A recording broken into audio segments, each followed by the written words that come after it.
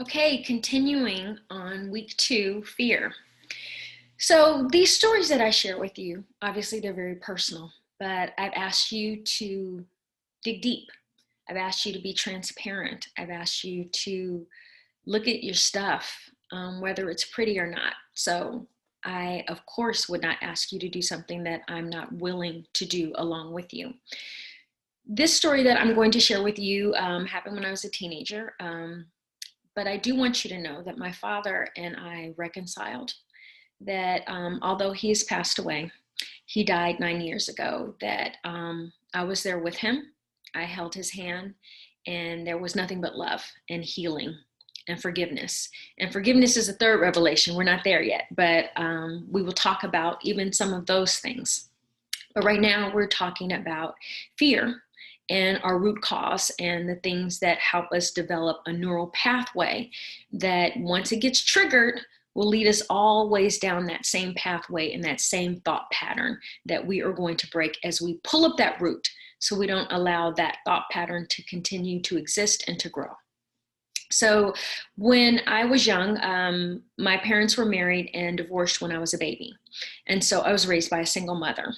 My father remarried 3 times, like four, I think, I'm sorry. 3 times, 3 more times. So my father had been married 4 times. So he remarried 3 times. And so I am the oldest of 5 children. And I have a brother and 3 beautiful sisters. When I was 17, there was just 3 of us. And my father had not had us all together at the same time before. And so he sent for me, I think I was 16 or 17, was around that age. He sent for me for the summer to go stay with him. And so I was excited. Because I grew up with my mom, I had this love for my father, and I had this desire that he would like me. My father, growing up, wasn't a great dad. He will be the first to tell you that, if he was still here. He wasn't a great dad because when he grew up in an abusive relationship with my grandfather. So it's hard sometimes to be what you never were taught or learned how to be.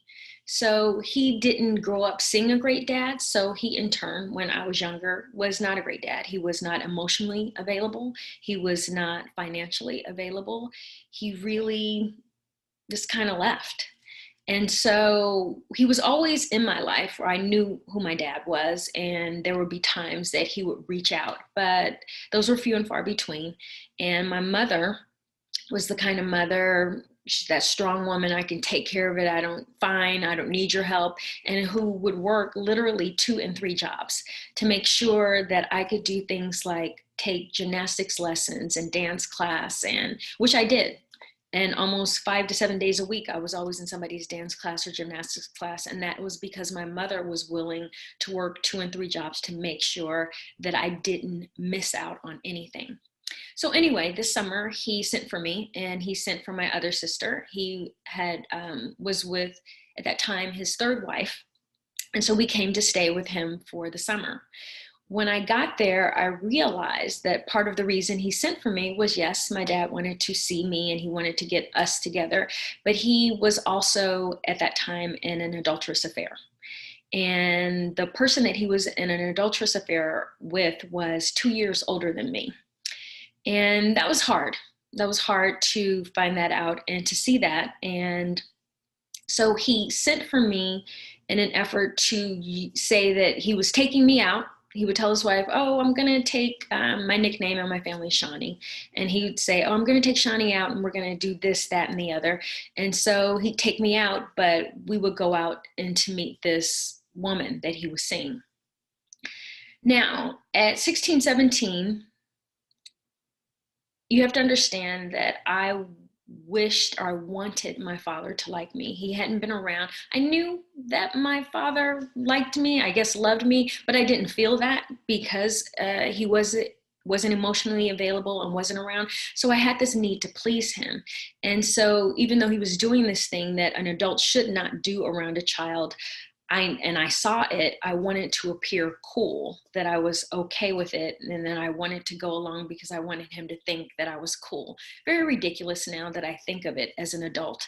As a Christian woman and adult now, I'm appalled, but this was the case. And so I was there and I was around this. And pretty soon his wife started to suspect, as women do, and rightfully so. And she had words from my father, and she was very upset with him. I never told her anything. I never would, because like I said, I was a teenager and I just wanted to be with my dad. He brought me into this kind of really ridiculous situation. And so I should mention this too. When my dad picked me up from the airport when I arrived to see him, I remember getting in his car, and his car was a beautiful Mercedes. It was whatever year that was.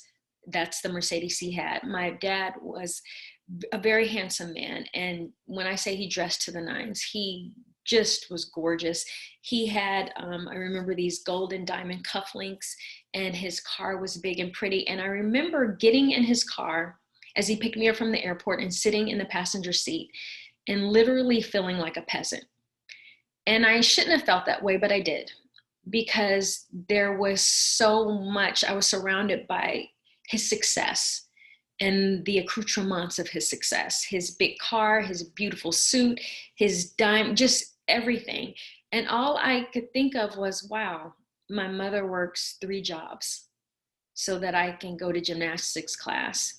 And literally you exude wealth. And my father was wealthy and was not sending money for me. So that immediately was a fear response of, something's wrong with me, something I'm not worth, something, why isn't, he doesn't do this for me.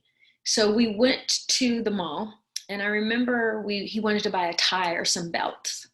And he literally spent almost $1,000 on ties and belts, just easily, just kind of threw away the money and bought it. And I just remember, just as a teenager, like I think I had in my jeans and t-shirt, thinking, wow, because I knew. And like I said, in my life with my mother, I didn't want for anything, but it was because she worked 2 and 3 jobs. And so I was very aware of the sacrifices my mother was making, how much we were struggling, that there were bills and that adults had to pay them. And I was very aware of all of these things at 16 and 17, because it was just me and my mom, because we were so close, and because I saw how hard she worked to make sure I had the things I needed. And here is this man who I just adored and wanted so much to love me, who had this wealth and who chose actively not to see about me, not to make sure that I had enough money for school clothes or anything like that. And the few times that my mom did ask him for money or to help, he very rarely wanted to do that, or there would be excuse, or he would give the least. And so seeing all of that and then exposing me to this affair, it did something. It hurt me deeply. And so I was kind of ready to leave. And on the ride home to the airport, because his wife, as I said, had begun to suspect, like, why do you keep taking her out? Like, what is happening? Women know. We feel it, we know. I'm 16, 17. I don't know then that women have a sixth sense. I don't know any of this stuff.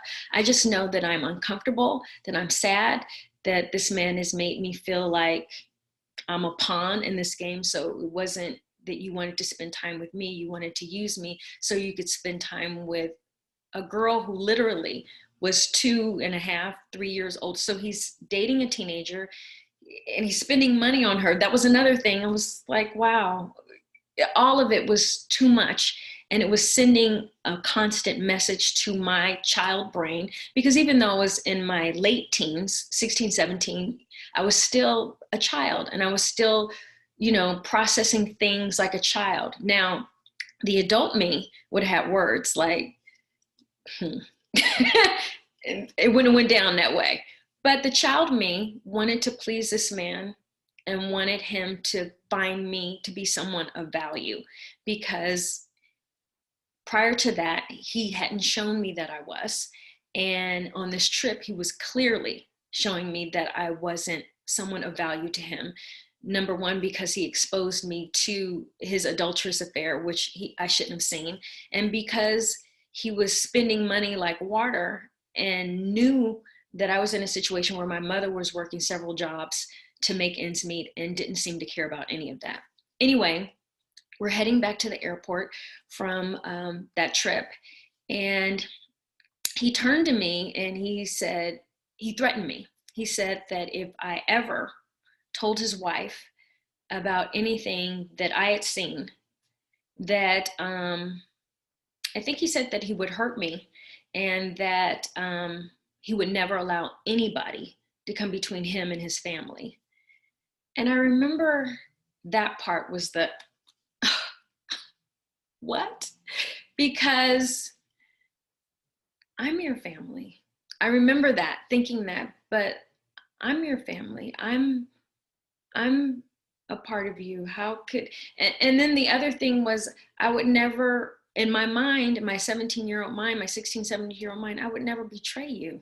All I want is for you to love me and think that I'm cool. I would never, and so I was devastated.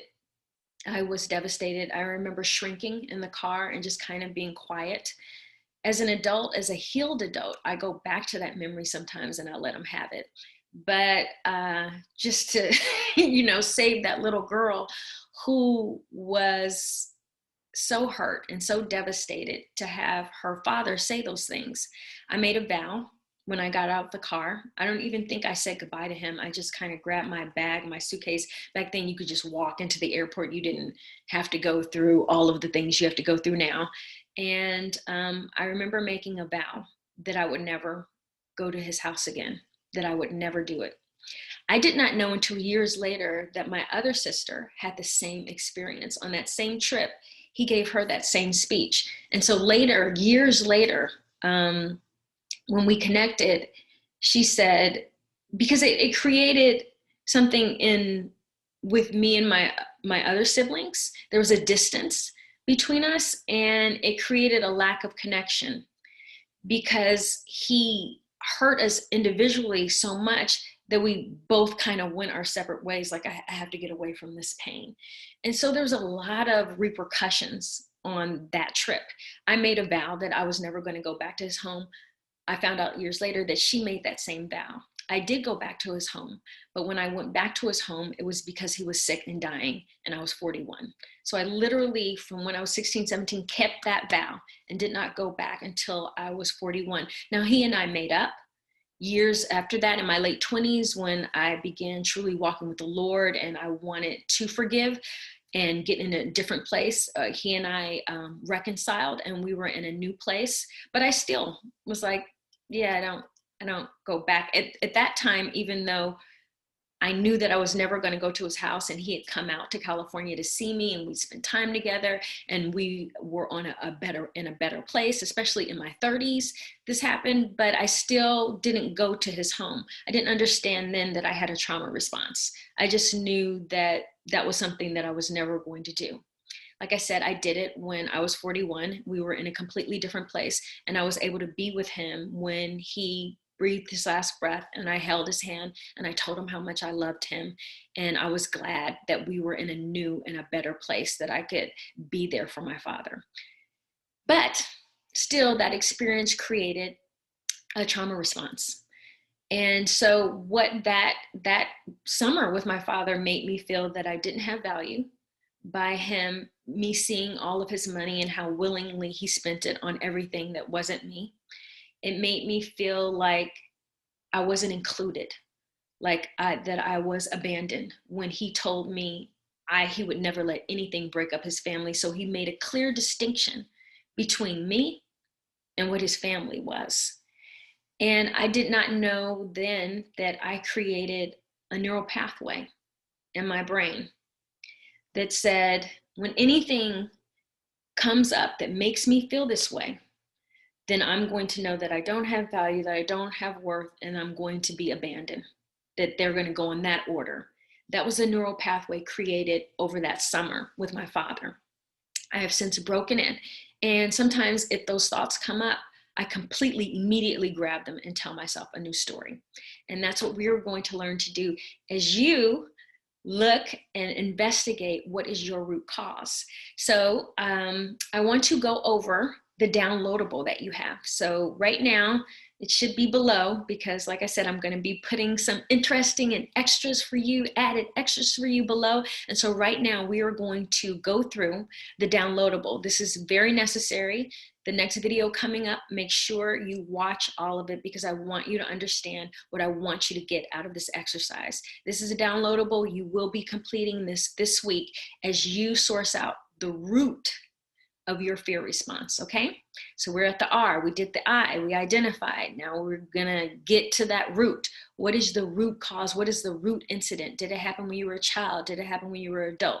We're gonna find out, and then we're going to pull it up so it does not grow anymore. All right, let's go to the next video.